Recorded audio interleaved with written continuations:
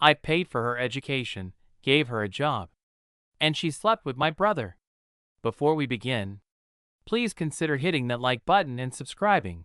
It really helps this channel grow. And trust me, you'll want to hear this one through to the very end. I met Eliza when I was 32. Already successful, already hardened by a life that never handed me anything for free. She was 21, a scholarship dropout with eyes full of fire and debt up to her ears. Working 2 jobs, serving overpriced coffee in the morning and bartending until 2 a.m. at a place I never meant to visit. That night, I'd just closed the biggest deal of the quarter, and my team dragged me out to celebrate. I don't drink, not much anyway, so I sat in a booth with my usual iced tonic water and watched them stumble through karaoke and terrible flirting. That's when I saw her. She wasn't dancing, wasn't trying to grab attention. She just stood behind the bar, focused. Her hands moved with mechanical precision, pouring drinks, calculating tabs, avoiding the reach of greasy fingers and forced smiles. But every now and then, she smiled at someone, and it hit like sunlight. My brother, Leo, noticed her too. He was drunk that night, as usual, talking too loud, trying to impress the interns with some half-baked story about our childhood. I ignored him. I kept watching her. At some point, our eyes met, just for a second, a flicker. And something shifted. 3 days later, I walked into the cafe across from my office building, and there she was again, apron on, pouring lattes, hair tied up in a messy bun. Fate, coincidence, dumb luck, call it what you will. I called it a sign. I left a tip, $50, and a note. If you ever want to stop serving coffee and start building something real, call me. She called that night. I didn't fall fast. I'm not the kind of man who does. But she worked harder than anyone I'd ever met. In 6 months, she earned a spot in our HR department. In a year, she was managing an entire branch of our consultancy. I funded her night courses. MBA with honors. I still remember the look on her face when the diploma arrived in the mail. She cried. I hugged her, and in that moment, I let go of all my old instincts, the ones that told me never to trust too much, never to love too deeply. I was in. Fully, completely. I moved her into my place, gave her access to things no one else had, passwords, bank accounts, equity. Even Leo didn't have that kind of trust.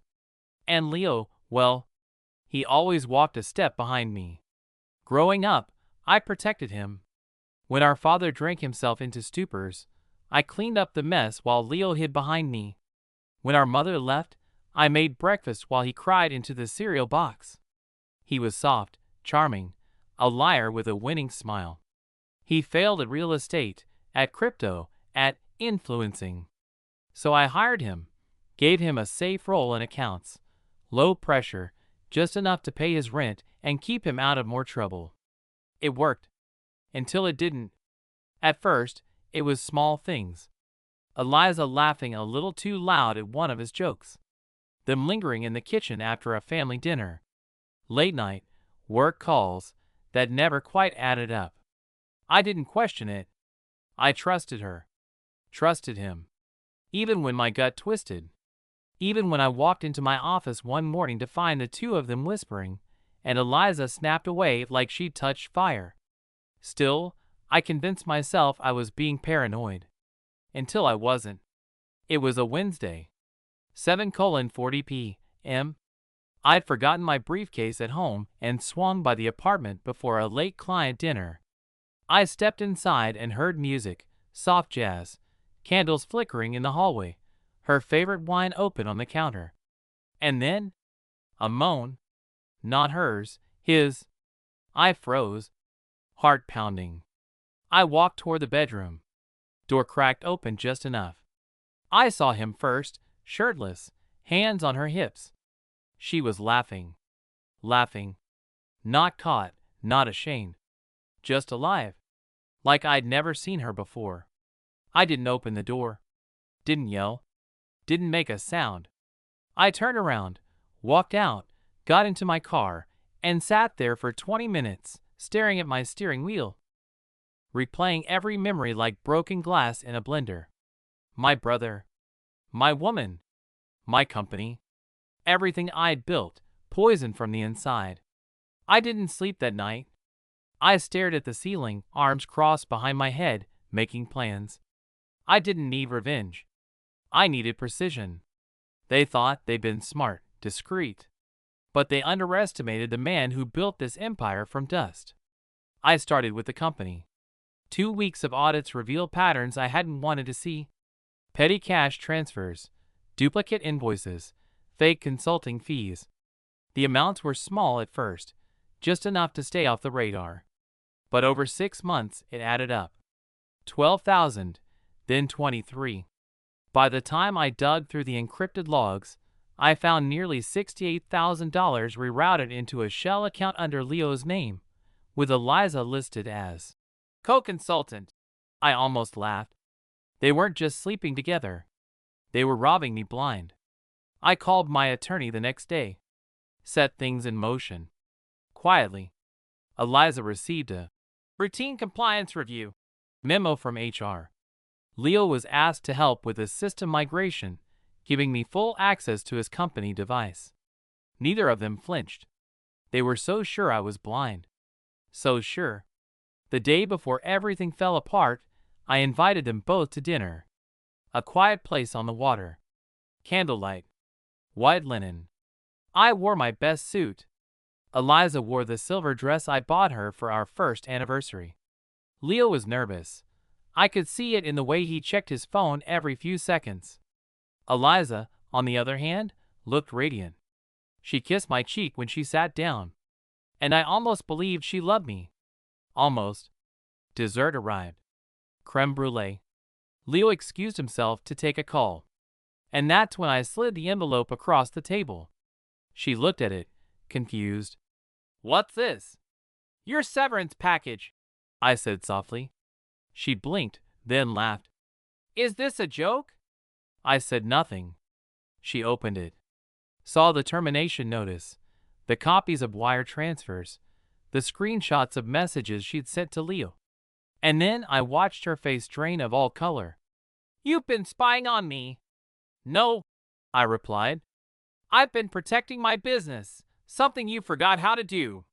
Leo returned and sat down, glancing at the two of us. "What's going on?" I handed him his envelope. He didn't open it, just stared. "Eliza's no longer with the company," I said. "And you're under investigation." His face twisted. "For what?" I leaned in. "For being an idiot." They both started talking at once. Excuses, accusations, denials.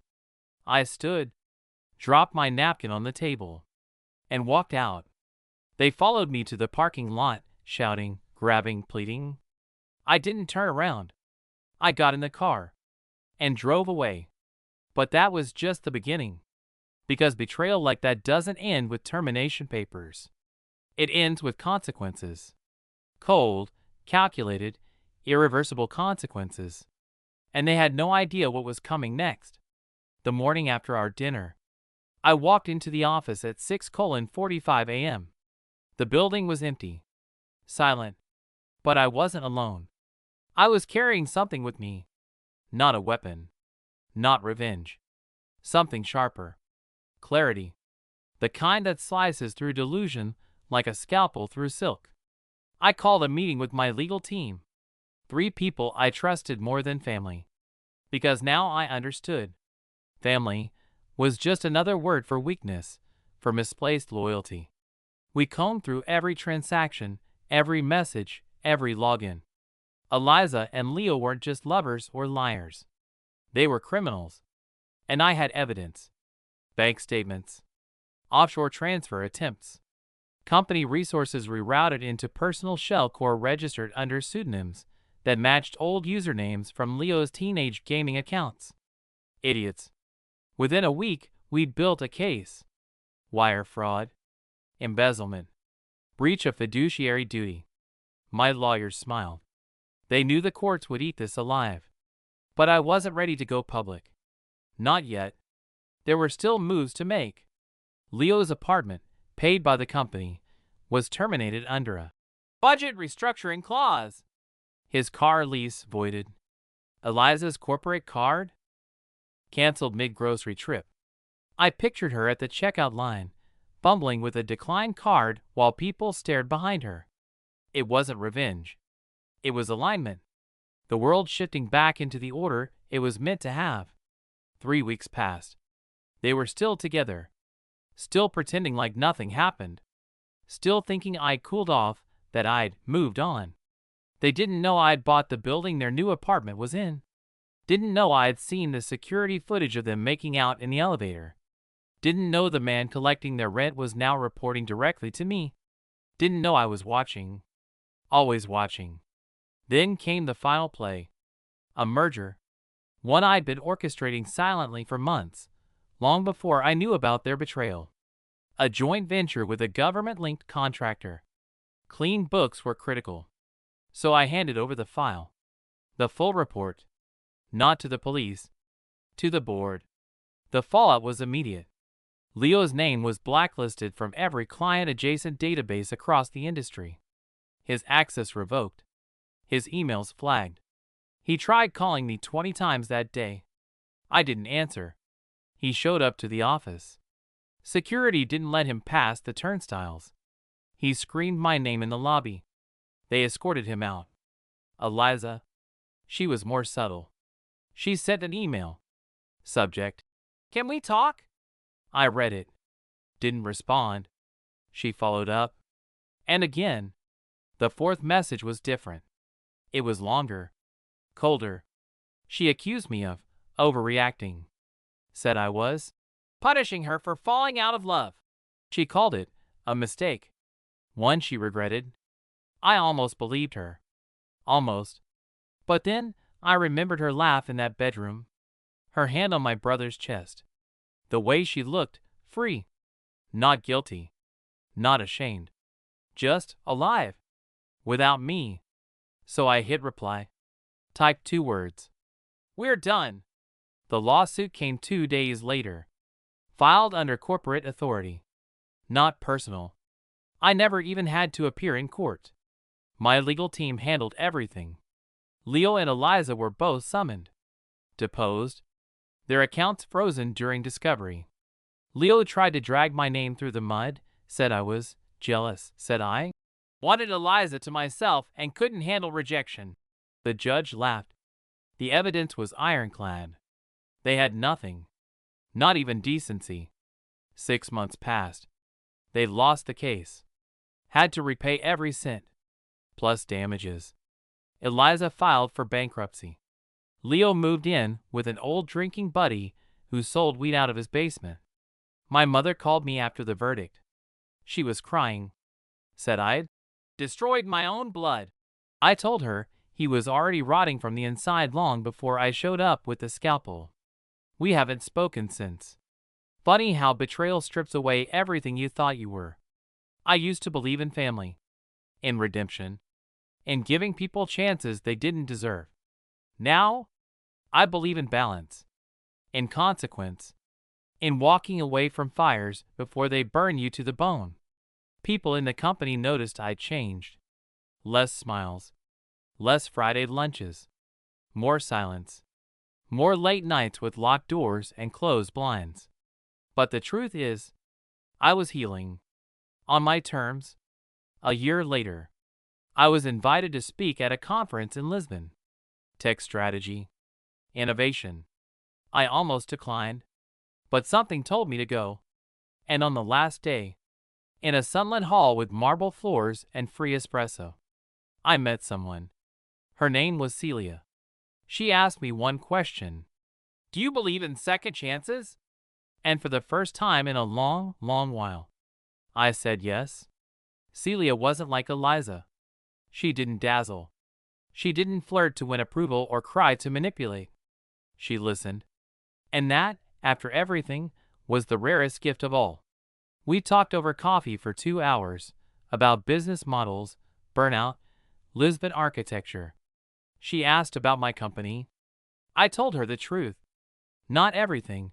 Not the betrayal, not the courtroom scars, not the years I wasted trying to prove my love to people who only saw me as a ladder to climb. But she saw it in my eyes anyway. She didn't pry.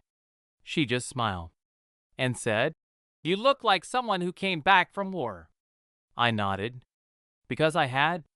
Over the next few months, we stayed in touch. Emails turned to calls. Calls turned to late-night video chats. I told her everything one evening after a long day. Not just about Eliza and Leo, but about who I'd been before them. About the boy who slept in the attic to avoid his father's shouts. The teenager who worked 3 jobs to buy his brother a prom suit. The man who built something no one believed he could, and watched it nearly rot from the inside because he let love cloud his judgment. I waited for her to flinch, to pull away. She didn't. She just said, "That's not weakness. That's loyalty." And then, "Don't let them take that away from you." That night, I slept better than I had in years. Not because I was healed, but because I'd stopped bleeding. The company thrived in the aftermath. We cleaned house, rebuilt policies, put up walls where doors used to be. I trusted less, but I chose more carefully. The board respected that. Investors liked the new numbers. Clients liked the new clarity. And I liked waking up and not checking my phone for betrayal. Leo tried to reconnect once. Some half-hearted apology sent via LinkedIn of all places. He'd attached a selfie, thinner, broken. I blocked him. No drama. Just peace. Eliza never reached out again. I sometimes wondered what became of her. Did she marry someone else? Lie to him, too? Did she ever think about what she lost? But then I'd look at Celia asleep beside me, her hand resting lightly on my chest, and I'd let the questions drift away like smoke. Because none of that mattered anymore. We didn't rush into anything. No rings, no declarations carved into skyline backdrops. Just mornings, together, quiet breakfasts, shared playlists, evenings on the balcony, sipping wine and watching the sky change colors.